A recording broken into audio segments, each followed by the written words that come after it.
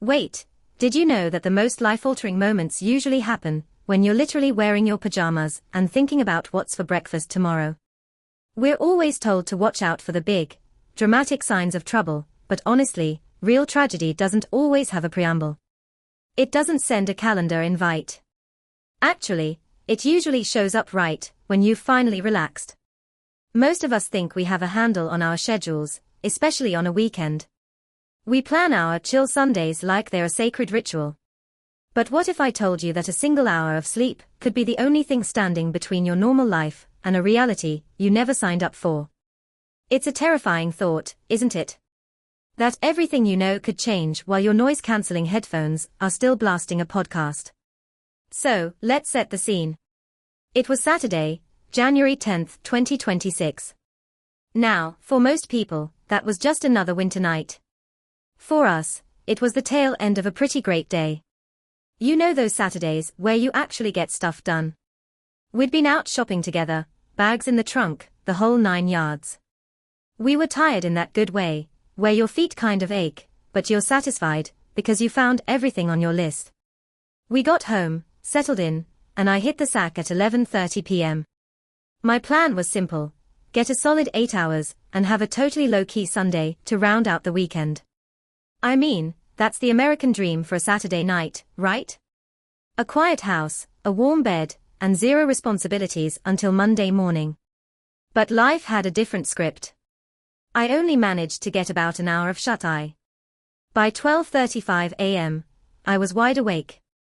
And here's the kicker: that's normally the time I'd be just about to brush my teeth and crawl into bed on a Saturday. If I'd stayed up to my usual time, I wouldn't have even been asleep yet when the world started to tilt on its axis. It's weird how 5 minutes can feel like an eternity when you look back at the timing of everything. Suddenly, the quiet was gone. My mom woke up, and it wasn't a normal, I can't sleep kind of wake up. She said she couldn't breathe. That's a sentence that just chills you to the bone, doesn't it? My sister, who was also supposed to be fast asleep, heard her cries and rushed into the room. By 12:40, I crawled out of bed, heart pounding, trying to get a glimpse of what was happening. My sister looked at me, eyes wide with that sisterly authority, and told me to just go back to bed. But my gut was screaming. It interpreted her words as, "Go back to your room, but for the love of everything, do not go back to sleep." It felt like a defining moment was unfolding, even if I didn't want to admit it. So, I sat there. I put my noise-cancelling headphones on. Maybe it was a defense mechanism. I didn't want to hear the panic. I wanted to believe it was just a bad, very early Sunday morning. I thought maybe it was just a flare-up of something minor. But then, at 1:04 a.m., the sound broke through the technology. I heard my sister scream. Now, you have to understand, she isn't the screaming type. I haven't heard a sound like that from her in years. It was primal. I didn't even ask questions, I just listened. The reality hit like a freight train. Mom's heart had stopped beating. Just like that. 1 minute we're shopping for groceries, the next, the clock is ticking against a heart that won't start. The paramedics arrived. Those guys are like ghosts in the night, fast and silent until they aren't. We waited for what felt like forever, just huddled there in the house while they worked.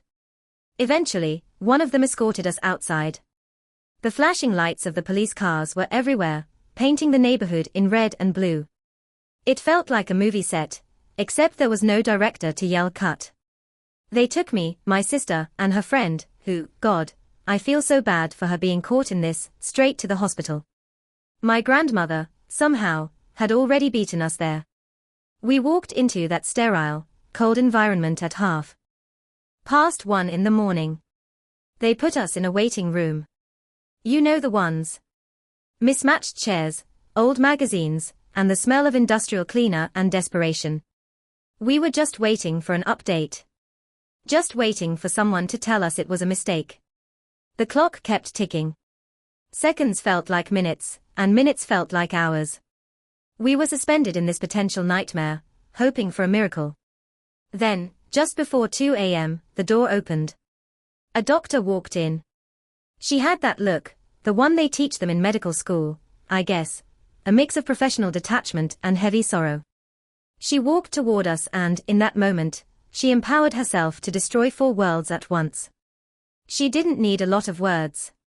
When a doctor walks in at 2 a.m. with that expression, you already know. You can guess what happened. The shopping bags from earlier that day were probably still sitting on the kitchen counter at home, full of stuff we'd never use together now. It's a reminder that life doesn't give you a heads up. There's no potential warning on the bottom of the screen. Sometimes, the Sunday you signed up for is replaced by a reality you aren't prepared for.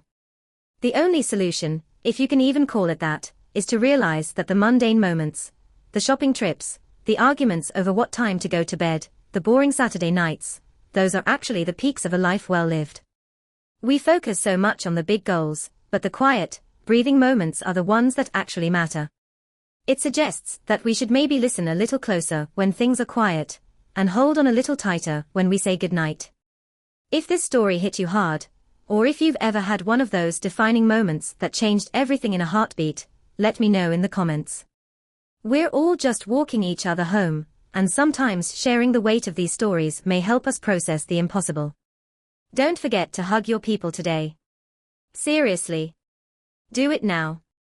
And if you want to hear more real-life accounts and stories that remind us what it means to be human, hit that subscribe button. We're in this together.